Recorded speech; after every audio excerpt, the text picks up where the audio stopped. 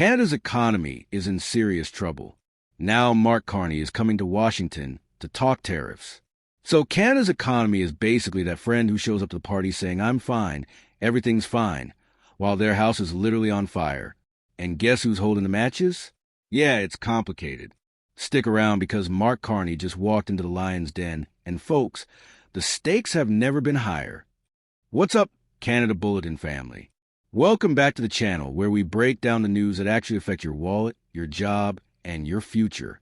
If you're new here, hit that subscribe button because we're about to dive into the economic roller coaster that is Canada right now. And trust me, you're going to want a seatbelt for this one. Today, we're talking about Prime Minister Mark Carney's emergency meeting with President Trump in Washington. Why? Because Canada's economy is spiraling, unemployment is skyrocketing, and Trump's tariffs are basically playing whack-a-mole with our key industries. Let's get into it. First up, let's talk about that elephant in the room. Or should I say, the 7.1% unemployment rate that's basically doing the cha-cha on Canada's economic grave. Here's the tea. Canada's unemployment rate just hit 7.1%. That's the highest we've seen in 9 years, people. 9 years. And here's the kicker. It's jumped half a percentage point just since the start of this year. That's not a gentle decline. That's an economic faceplant. Now, I know what you're thinking, but wait, isn't unemployment always fluctuating? Sure, January. But when it climbs this fast, it's not just a fluctuation, it's a 5-alarm fire. We're talking about real people losing real jobs. Your neighbor, your cousin, maybe even you. And the worst part? This is happening while the cost of living is still playing hopscotch with Canadian wallets. According to a recent Abacus data poll of 1,500 adults, Canadians are ranking economic issues and cost of living as their top concerns. Not healthcare, not climate change. The economy, because when you can't afford groceries or your rent is eating 60% of your paycheck, nothing else really matters, does it? But wait, it gets spicier. Because unemployment isn't just happening in a vacuum.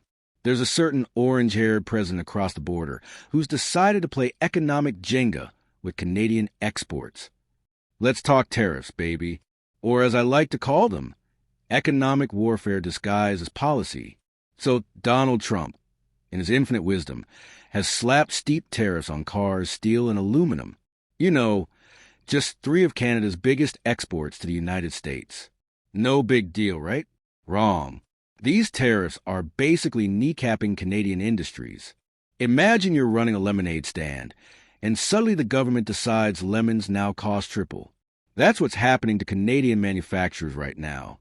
And it's not like we can just find new customers overnight. The U.S. is our biggest trading partner. We're kind of married to them economically, for better or worse. Right now, it's definitely worse. But wait, there's more. Because Trump isn't done playing trade war bingo. He's about to drop tariffs on softwood and lumber. Yes, lumber. One of the top goods the United States imports from Canada. It's like he looked at Canada's export list and said, "Eeny, meeny, miny, mo. Let's destroy this industry too." Here's the thing that really grinds my gears. These tariffs don't just hurt Canadian businesses. They hurt Canadian consumers too. Because, and follow me here, when raw materials cross borders to produce finished goods, those price increases get passed right down to you and me. Jeffrey Shaw from the Peterson Institute for International Economics confirmed this. So basically, Trump's tariffs are a gift that keeps on giving economic pain.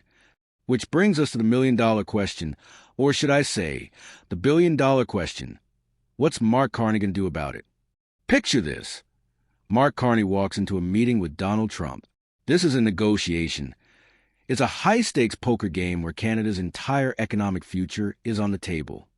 So Carney flew down to Washington on Tuesday for a face-to-face with Trump. And according to Inu Manak, a senior fellow at the Council on Foreign Relations, it makes a difference to have face-to-face time with Trump. Translation? Carney can't just phone this in, literally or figuratively. The pressure is intense. Canadians are screaming about the cost of living. Unemployment is climbing. Industries are getting hammered by tariffs. And Carney needs to walk out of that meeting with something, anything, that resembles a win.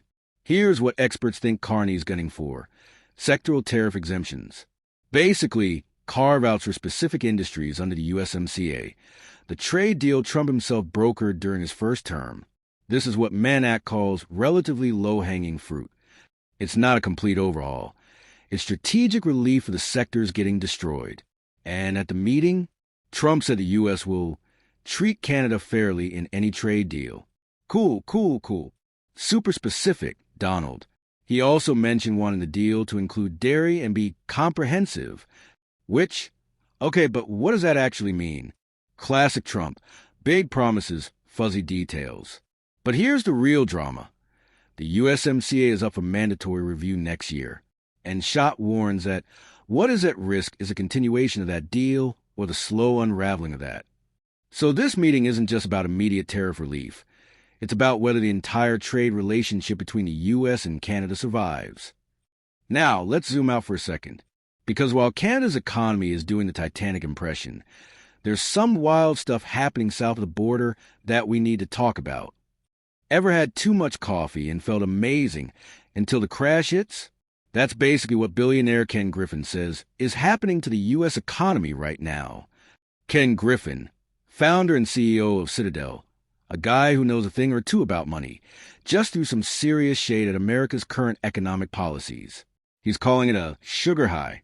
And honestly, that's the perfect metaphor. Here's what's happening. U.S. markets are booming. AI investments are through the roof. Consumer spending is holding up despite inflation. Everything looks great on paper. But Griffin's warning that this optimism might be synthetic, like diet soda trying to pass as real Coke. Why? Because the fiscal and monetary policies propping up this market rally are the kind you'd normally see during a recession, not during a period of economic growth. We're talking massive tax cuts.